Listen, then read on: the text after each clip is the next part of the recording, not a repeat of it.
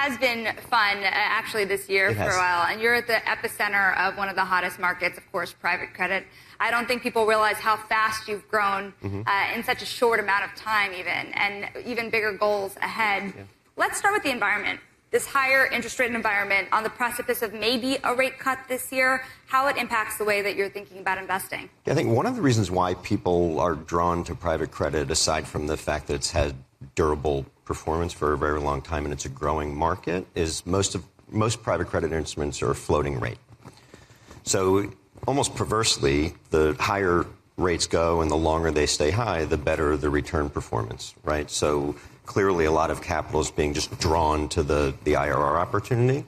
On the flip side, as rates stay high, it contracts the deal environment. And so there's always this tension or balance between wanting to see the deal machine turn on to drive velocity of capital versus benefiting from high rates. And we're kind of getting to a sweet spot right now. I think now that rates have stabilized and that cuts are on the horizon, we are seeing the pipeline pick up meaningfully, which means you should start to see more deals, more velocity, and even if the base rate comes down, it's still going to offer a pretty attractive rate. Let's talk more about that. What was interesting is we spoke to the audience a little earlier. We put up a poll, and more than half of the audience believes that deals will meaningfully slow down.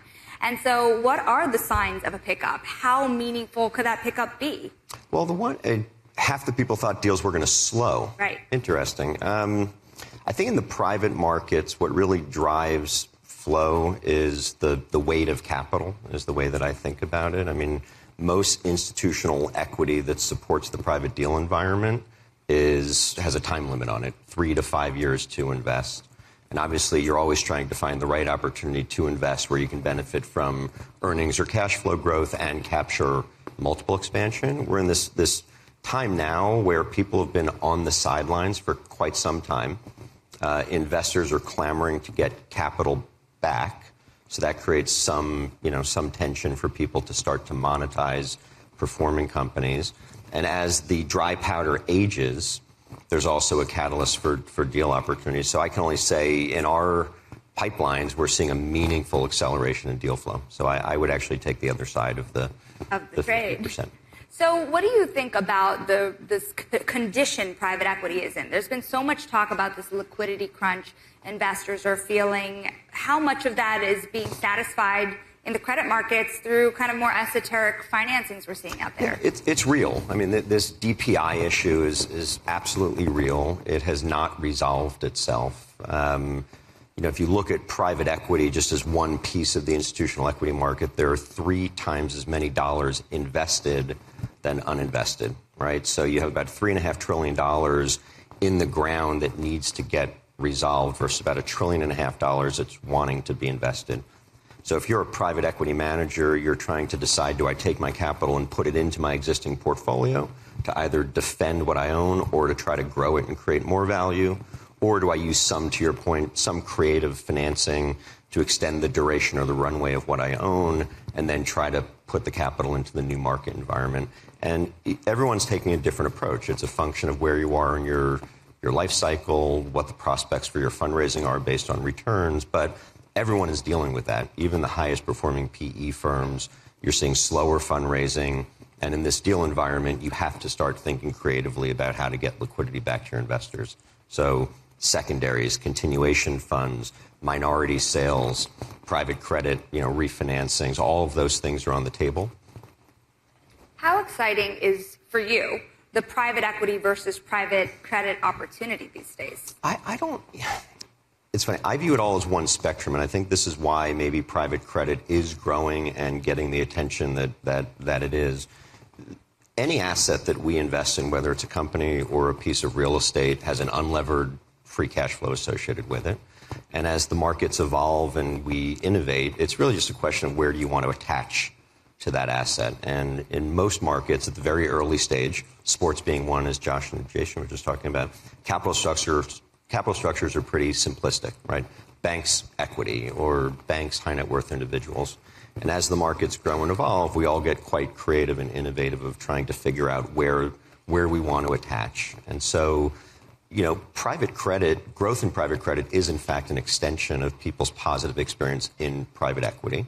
We're able to go deeper into some of these assets at higher rates of return with more creative structures.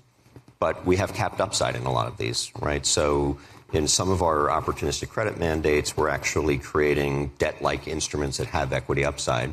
But private equity is critically important for the investor community because it is the only place where you can go get 2 to 3 times your money. So private credit, durable, high current yield, performs through most market cycles, but at the end of the day, your return is going to be pretty range-bound, if not capped.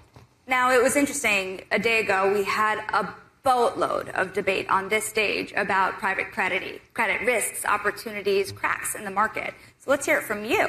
Where do you believe cracks are, if there are any? We're not seeing a lot of cracks. You know, I've been in the private credit market for almost 30 years, and there's a constant and consistent narrative that there's risk being taken in private credit that somehow is going to, you know, topple the economy or create systemic issues. Back to my earlier comment, people need to appreciate most private credit instruments that we're all talking about are backed by some form of institutional equity ownership. And most private credit instruments are levered 50 to 60% of enterprise value. So if people are really anxious about losses industry-wide in private credit, you're blowing through trillions of dollars of value in the institutional private equity, real estate, and infrastructure market. So people need to zoom out and kind of understand again where these loans sit, who they're supporting, the types of investments. That's one.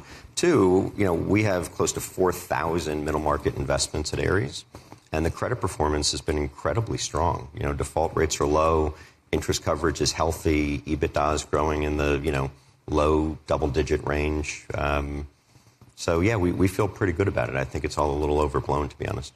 So another part of the market that I did not get to ask some of our guests about yesterday that you do very much operate in is real estate. Mm-hmm. How much stress is there still in that market right now? Well, there's more stress there than there is in the corporate market, I think, for maybe obvious reasons. One, the asset class runs more leveraged, so it's a little bit more rate sensitive. Two, the maturity wall issue in real estate is probably more acute than in corporate. The reason being there are just fewer levers to pull to effectively restructure or rehabilitate a piece of real estate. So when you think about maturity wall or even modestly underperforming corporate investments, you have levers to pull both on the balance sheet and the income statement to try to grow through it.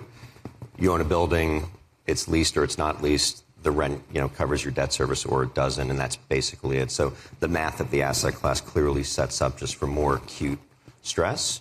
That said, when you put office in certain markets off to the side, we are still seeing, you know, pockets of strength in multifamily and industrial, which is where we're, you know, largely invested. So I think that story will still play out, but I don't think it's going to be a big systemic story. I think it's going to be one that kind of grinds its way out over time. Whether it's the corporate market that might look to refinance or really restructure to kind of stave off the higher interest rate environment, or if it's real estate where you're seeing private market values really start to bottom in some people's perspective, how much money do you put to work? How big of an opportunity? Well, as a private market investor, you can't try to perfectly time markets. That's the good news and the bad news, right? You have to be directionally accurate. We get the luxury of not having to pay attention to all of the headline, you know, and volatility that can induce. But the best time to invest, both corporate and real assets, is when you think you're coming out of a cycle. So in real estate in particular, this is a great time to be forming capital, planting seeds, because you want to get out ahead of it. And that's our experience, you know, in multiple cycles. So, you know, it's a pretty good deployment environment. And like I said, we are seeing the pipelines pick up, which is encouraging. You know, it's interesting. In addition to just deploying for your funds, we've reported here at Bloomberg that you're also considering one of the largest private asset manager deals of all time, or at least we've seen in recent years in the real estate world. What can you say about your M&A ambitions of your own? Well, not to speak about rumors specifically, we've been quite acquisitive, as you know. So if you look at our growth, 20% of our growth over time has come from some kind of M&A.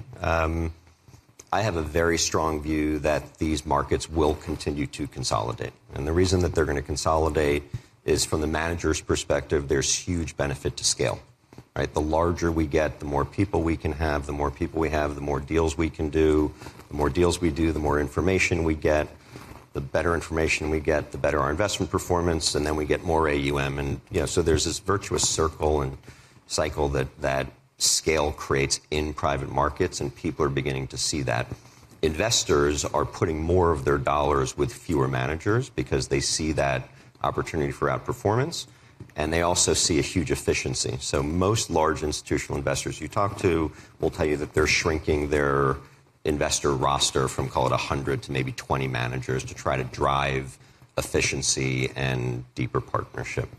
And the markets are global and globalizing. So a lot of the things that we learned, let's say, over our 25 years here, we can now apply into developing markets like Europe or Asia that are earlier on in their maturity curve. So we will continue to be at the forefront on the consolidation. We want to be a consolidator, not a consolidatee. I think we have a really good track record of buying companies financially accretive, strategically accretive, and obviously driving culture, which I think is important. But we're not alone. So I would expect to see a lot of activity, particularly once you start to see rates come down and capital start to move. Safe to say you'd be looking for large prey.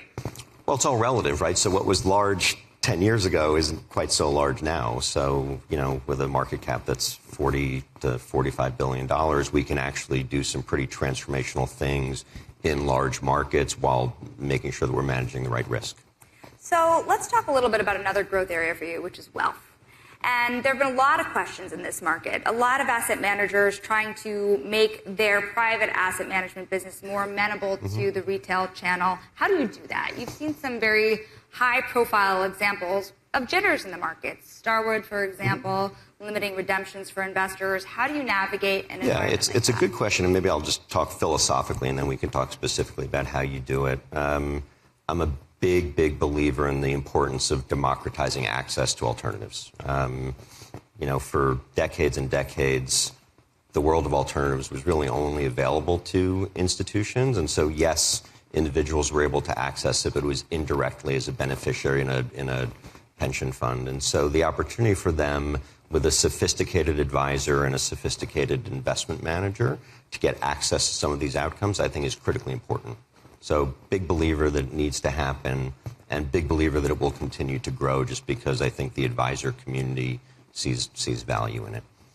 The difficulty is, which is where I think you're raising the question, is the retail investor doesn't always behave with the same level of patience and long-termism that the institutional investor does. And so a lot of these structures that we've created are designed to give adequate and appropriate liquidity, but not necessarily function with daily liquidity the way that the retail investor is used to accessing the markets. And we view that as a huge benefit, right? Because again, having managed, for example, ARCC, which is the largest traded BDC, sometimes the best time to be investing money, as we talked about coming out of a cycle, is when people are looking for liquidity. And so you're constantly going to be trying to balance your capital base and the deployment opportunity. And then lastly, I think the challenge that this market presents is in alternatives. Historically, we've invested out of drawdown funds where we can create alpha simply by not investing. So one of the ways that we outperform over time is to actually hold back, sit on cash, and then deploy when we see a better deployment opportunity. When you are managing continuously offered product, you get $1, you put $1 into the market, and that starts to function, in a way that is antithetical to the way that you generate alpha in private markets. So we've gone slowly in scaling those because we want to get the diversification that it provides. We want to provide the outcomes to the investor, but we don't want to inherit that, the weight of the money coming in when we don't think it's right to deploy. That said, we're one of the top fundraisers and managers in the space because most of the large wirehouse platforms, RIAs, and IBDs want access to top quality alternative product. We have a wealth distribution capability with about 150 people around the globe. We have 8 products in the channel, all of which are scaling quite nicely. And so now, similar to an institutional investor, a retail investor can largely access our real estate, private equity, private credit, and infrastructure capability in some format in the non-traded market as well.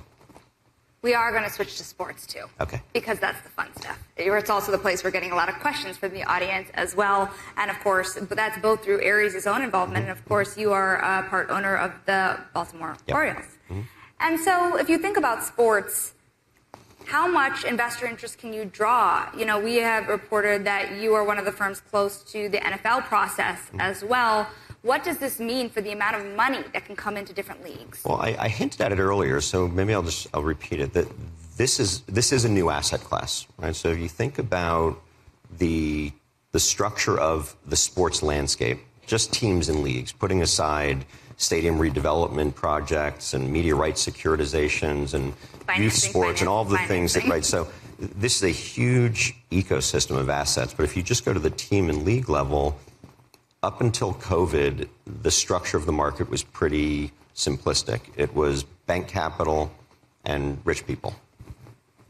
And those two sources of capital were able to support a pretty compelling, growth in value in these assets for a very long time. When COVID hit, two things happened. Number one, you had a lot of owners of teams that had generational wealth that got created through the ownership that were asset rich and cash poor, and all of a sudden had a business model where they were struggling to actually support the asset. So that caused a lot of the team owners and leagues to start thinking about the importance of some other form of creative capital to come into the market.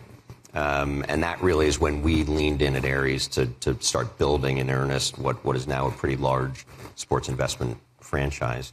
And then the second thing is, coming out of COVID, I think everybody relearned how important live content is and how much we all enjoy going to sporting events and how much time we spend watching it on TV. And so you saw this reacceleration in the value of global media rights for sports teams and sports leagues, which started to accelerate values again. So now you had a secondary problem, which was, now that we've kind of healed through COVID, in a world where you're trying to grow your franchise value 10 to 15% per year compounding, how do I support that? There's just not enough bank capital or high net worth individuals that love sport that can actually drive those values. So a lot of the leagues and teams are now starting to think about institutional capital as a critical component of, the growth in these franchises. If you just think about you mentioned the NFL, and not to hone in on that, but if you just take the equity value of the teams in those leagues, you're talking tens and tens of billions of dollars of investable opportunity that didn't exist before. What's the NFL math? Well, take your number of teams and multiply it by 5. So there's $100+ billion of franchise value that needs to get supported by some form of institutional capital over time. Baseball, you have 30 teams with probably an average franchise value, in the mid-2s. So that's $70 billion of asset value, and so on and so forth. And so each league is going to be different in terms of where they are in their media positioning, what kind of flexibility they're willing to accept or not accept. But institutional capital is going to be a critical component in continuing to evolve the. You think about the Mark Lazard comment last year about the NBA. Valuations feel toppy, so I'm getting into pickleball instead. How do you feel about that? Are valuations getting toppy? Do you look for places where maybe there's more of a runway, like women's sports? Well, we've been a big supporter of women's sports. We helped to launch a professional women's volleyball league through our sports franchise. We've been supporting the growth in women's soccer. I don't think you have to choose one. I don't think that valuations are getting toppy. The reason that folks are drawn to investing, at least in the large leagues, is scarcity value. There's a complete lack of correlation from anything else that you can invest in. So you can go back 15, 20 years and map the growth in sports franchise values against traded fixed income, public equities, private equity, zero correlation for the most part. So that's of significant value. So I don't think you have to choose. The upstart leagues or the challenger leagues or some of the things like youth sports, women's sports, pickleball, cornhole. There's an endless set of things that you can invest in, and they all have value, right? Like in anything we do, they're going to be on a different growth trajectory with a different set of risks and a different set of opportunities. But I think it's all getting to the same point, which is we spend a lot of time globally consuming sports content, whether it's pickleball or the NFL. Like, that is a big part of the human experience. We all emotionally attach to it. Most people are passionate about some part of the sports ecosystem, and now the opportunity to actually tap into that through investment is going to be another, accelerant, just because people want to be a part of it.